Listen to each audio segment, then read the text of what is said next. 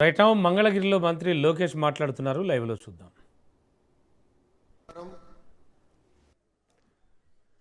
2024 ఎన్నికల తర్వాత మంగళగిరి ప్రజలే నా నమ్మకం అయ్యారు.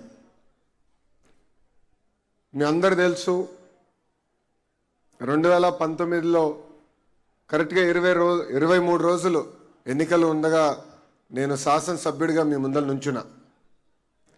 మీ సమస్యలు నేను అర్థం చేసుకోలేకపోయా, నేనేంటో మీకు అర్థమవలేదు. ఈ లోపల ఎన్నికలు అయిపోయినాయి. 5300 ఓట్లతో ఓడిపోయా. ఓడిపోయిన రోజు బాధ ఆవేదన నాకు కలిగింది. కానీ రెండో రోజు నుంచి ఆ బాధ ఆవేదన నాలో కసి పెంచింది. ఇక్కడనే మళ్ళీ పోటీ చేయాలి, మీ మనసు గెలుచుకోవాలని ఆనాడు నా ప్రయాణం ప్రారంభించాను. 5 సంవత్సరాలు ఎప్పుడు మంగళగిరి ప్రజల్ని కలిసినా, అయా దశాబ్దాలుగా మేము మా ప్రాంతంలో నివసిస్తున్నాం. బంధువులు కానీ మిత్రులు కానీ అందరూ మా ప్రాంతంలో ఉన్నారు. రూపాయి జమ చేర్చి ఈరోజు ఇల్లు కట్టుకున్నాం. ఎవరో అపోవాలేస్తున్నారు, ఇక్కడ ఉండేదానికి లేదంటున్నారు, రేపు మా భూమి లాగేసుకుంటున్నా అంటున్నారు. మీరు మా భూమికి శాశ్వత హక్కు కల్పించండి అని మీరు అడుగుతూ వచ్చారు. ఆ రోజు నేను మీ అందరికి ఒకటే చెప్పా, ఒకేసారి అందరు భూముల్ని నేను రెగ్యులరైజ్ చేయలేను. ఎందుకంటే కొన్ని అటవీ శాఖ కింద ఉంటాయి, కొన్ని కొండ పోరంబోకని ఉంటాయి, అనేక క్లాసిఫికేషన్స్ కింద ఉంటాయి. కానీ తప్పనిసరిగా ఇచ్చిన హామీ 5 సంవత్సరాలు నేను నిలబెట్టుకుంటా అన్నాను. ఈరోజు రెండో విడత కింద 3000 కుటుంబాలకి శాశ్వత భూ హక్కు కల్పిస్తున్నాం. భూమి మీది, మీరే ఉంటున్నారు, ఇల్లు కట్టుకుని నివసిస్తున్నారు, కానీ తాకట్టు పెట్టే పరిస్థితి లేదు. భయంతో మీరు బతికారు. ఎవరో వస్తారంట, ఎవరో బీకేస్తారంటనా దశాబ్దాలుగా ఒక భయంలో మీరు బతికారు. ఈరోజు ఆ భయం అనేది పోతుంది. అది మీకు శాశ్వత హక్కు ఆ భూమి పైన ఈరోజు కూటమి ప్రభుత్వం మీకు కల్పిస్తుంది. సుమారుగా 1000 కోట్ల రూపాయల విలువైన భూమిని ఈరోజు మీకు అందిస్తున్నాం. అది మీరు తాకట్టు పెట్టుకోవచ్చు, లేదంటే వేరే అవసరాలకు వాడుకోవచ్చు, లేదంటే ప్రశాంతంగా ఇంకా జీవితాంతం ఏ అధికారి కానివ్వండి, ఏ రాజకీయ నాయకుడు వచ్చి ఈ భూమి నాది ఎవరు ప్రభుత్వం అని చెప్పలేని పరిస్థితి ఈరోజు మేము చేస్తున్నాం. ఆనాడు మీ అందరిని ఒక విషయం కోరా. 2019 ఎన్నికల తర్వాత నేను అనేక అవమానాలు ఎదుర్కొన్నా. చాలామంది నన్ను ఎగతాళి చేశారు. సొంత నియోజకవర్గం గెలుచుకోలేకపోయాం. చంద్రబాబు నాయుడు గారి పైన కూడా కించపరిచే విధంగా మాట్లాడారు. నీ కొడుకును నువ్వు గెలిపించలేకపోయావు అని చెప్పారు అన్నాడు. మిమ్మల్ని అందరూ ఒకే విషయం అడిగా, 5300 ఓట్లతో ఓడిపోయా, దాని పక్కన ఒక్క 0 పెట్టి నన్ను గెలిపించండి, అభివృద్ధి సంక్షేమం ఏంటో చేసి చూపిస్తానని చెప్పా. ఎవ్వరు ఊహించిన విధంగా ఆంధ్ర రాష్ట్ర చరిత్రలో టాప్ 3 మెజారిటీతో 91,000 మెజారిటీతో నన్ను గెలిపించి మీరు శాసనసభకు పంపించారు. మీరు ఎంత ఎక్కువ మెజారిటీ ఇస్తే అంత కొండంత బలం వస్తుందని నాకు ఆనాడు చెప్పా. ఆ బలమే ఈరోజు నన్ను నడిపిస్తుంది. సంక్షేమ అభివృద్ధి అనేది కూటమి ప్రభుత్వం జోడెద్దుల బండి. రెండు మేము కలుపుకుని తీసుకెళ్తున్నాం. మీరే చూస్తున్నారు.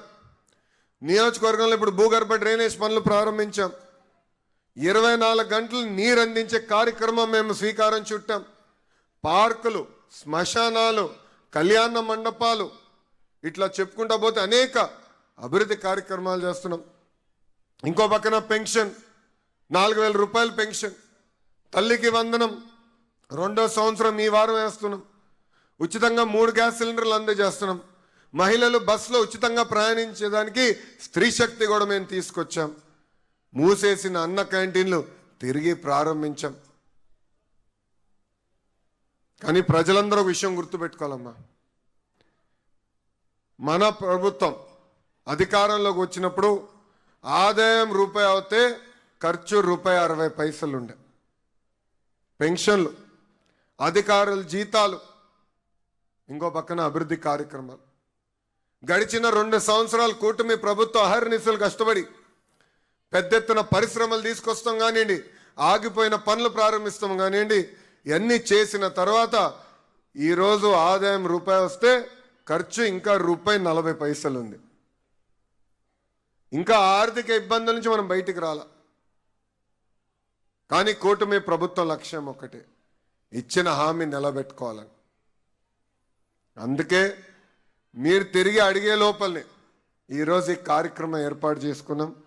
అంతేకాదు, ఆనాడు మీ గడపకు వచ్చినప్పుడు గౌరవంగా బట్టలు పెట్టి పట్టాలు ఇస్తానని చెప్పాను. ఆ హామీ ఈరోజు మీ లోకేష్ నిలబెట్టుకుంటున్నాడు. అమ్మా, మీరందరూ చూస్తున్నారు, ఆంధ్ర రాష్ట్రంలో 3 పార్టీలు కలిసికట్టుగా పనిచేస్తున్నాయి. ఒక పక్కన తెలుగుదేశం పార్టీ, ఇంకో పక్కన జనసేన పార్టీ, అదేవిధంగా భారతీయ జనతా పార్టీ కలిసికట్టుగా పనిచేస్తుంది. ఢిల్లీలో కూడా ఎన్డీఏ ప్రభుత్వం ఉంది. ఇదే డబుల్ ఇంజిన్ సర్కార్ అంటారు. ఎందుకంటే అభివృద్ధి సంక్షేమం చేయాలంటే కేంద్ర ప్రభుత్వం సహకారం చాలా చాలా అవసరం. ఈరోజు గౌరవ ప్రధానమంత్రి శ్రీ నరేంద్ర మోడీ గారు ఆంధ్ర రాష్ట్ర ప్రజల కోరికలన్నీ ఒక పద్ధతి ప్రకారం తీరుస్తూ వస్తున్నారు. సౌత్ కోస్ట్ రైల్వే జోన్ ఏర్పాటు చేయాలని 3 దశాబ్దాలుగా మనందరికీ ఉన్న కళ, అది నెరవేర్చిన వ్యక్తి గౌరవ ప్రధానమంత్రి శ్రీ నరేంద్ర మోడీ గారు. పోలవరం, అమరావతికి పార్లమెంట్ ద్వారా ఆంధ్ర రాష్ట్రానికి శాశ్వత రాజధాని అని అమరావతి తీసుకొచ్చిన గొప్ప వ్యక్తి నరేంద్ర మోడీ గారు. ఇంకో పక్కన నాకు అన్న సమానమైన పవన్ అన్న కూడా ఉన్నారు. మొన్న కూడా అన్నను కలిసినప్పుడు ఒక మాట అన్న రాజకీయాలు వేరు, రిలేషన్షిప్ వేరు. ఆ రోజు చంద్రబాబు నాయుడు గారిని ఒక తప్పు కేసు పెట్టి జైలుకి పంపించినప్పుడు కరెక్ట్గా 3 రోజుల తర్వాత పవన్ అన్న వచ్చి నన్ను కలిశాడు. ఆయన ఒక మంచి మాట అన్నారు, నీకు అన్నగా నేను నిలబడతా, నీకేమున్నా ఎప్పుడున్నా ఒక్క ఫోన్ చేయని నాకు భరోసా ఇచ్చింది మా పవన్ అన్న. ఈరోజు క్యాబినెట్ మీటింగ్లో మంగళగిరి పనులు వస్తూ ఉంటాయి. 100 పడకల ఆసుపత్రి కానివ్వండి, మిగతా కార్యక్రమాలు వచ్చినప్పుడు నా ఎదురుగా అటు పక్క కూర్చుని ఉంటారు. ఆయన నా వైపు చూసి బాగా నవ్వుతారు, అన్నీ నువ్వు పట్టుకెళ్తున్నావా అన్నట్టుగా. అంటే అందరం కలిసి పనిచేస్తున్నాం, పోటీ పడి పనిచేస్తున్నాం. రాష్ట్రాన్ని అభివృద్ధి చేయాలి, దారి తప్పిన రాష్ట్రాన్ని సరైన దారిలో పెట్టాలి లక్ష్యంతో మేమందరం పనిచేస్తున్నాం. ఇంకా మీ లోకేష్ మీరిచ్చిన బాధ్యతని ఒక పద్ధతి ప్రకారం ముందరికి తీసుకెళ్తున్నారు. నేను ఆనాడు కూడా చెప్పా, మంగళగిరి ప్రజలు హాయిగా బతకాలి, రాజకీయ ప్రమేయం ఉండకూడదు, రోజువారీగా చల్లగా ఉండాలి, అభివృద్ధి సంక్షేమంతో పాటు మన పిల్లలకి పెద్ద ఎత్తున ఇక్కడనే ఉద్యోగాలు ఉపాధి కల్పించాల లక్ష్యంతో నేను ఈరోజు పనిచేస్తున్నాను.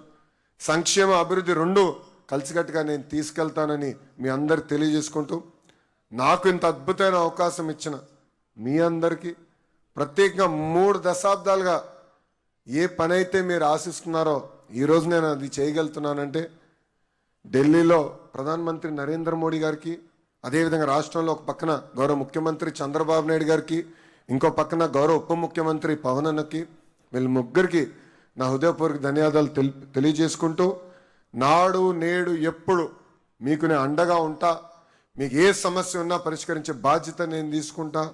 నా లక్ష్యం ఒకటే, అన్ని రంగాల్లో మంగళగిరి నంబర్ 1 నిలబడాలి. కేవలం ఆంధ్ర రాష్ట్రం కాదు, భారతదేశంలోనే ఒక ఆదర్శ నియోజకవర్గం ఏదంటే దాని కేర్ ఆఫ్ అడ్రస్ చిరునామా మంగళగిరి చేయాలనేదే మీ లోకేష్ లక్ష్యమని ఈ సభాముఖంగా తెలియజేసుకుంటూ, తల్లి ఇక్కడ ఉన్న వాళ్ళందరూ ఒక్క విషయం ఆలోచించమంటున్నా. 3 పార్టీల నాయకులు మీ ఇంటికి వచ్చారు. ఎందుకంటే అధికారులు వచ్చి కొలతలు తీసుకున్నప్పుడు కంపల్సరీ రాజకీయ నాయకులు కూడా ఉండాలని చెప్పా. ఎందుకంటే అపోహాలు వస్తాయి, ప్రజలు కంగారు పడతారు, అందరు కలిసికట్టుకు వెళ్ళండి అని చెప్పా. కనీసం ఒక కప్పు కాఫీ కానీ టీ కానీ మా నాయకులు మీ దగ్గర తీసుకోలేదు, ఒక గ్లాసు నీరు కూడా తీసుకోలేదు. అంటే ఒక పారదర్శకంగా అవినీతి రహితంగా ఈరోజు మేము ఇక్కడ పనిచేస్తున్నాం. దయచేసి ఇక్కడ ఉన్న ప్రజలందరూ గుర్తుపెట్టుకోవాలని సభాముఖంగా కోరుకుంటూ, నాకు ఇంత అద్భుతమైన అవకాశం ఇచ్చిన మీ అందరికీ పేరు పేరున నా హృదయపూర్వక ధన్యవాదాలు తెలుపుకుంటూ మీ అందరి దగ్గర నుంచి సెలవు తీసుకుంటున్నా. అందరికీ నమస్కారం. జై హింద్.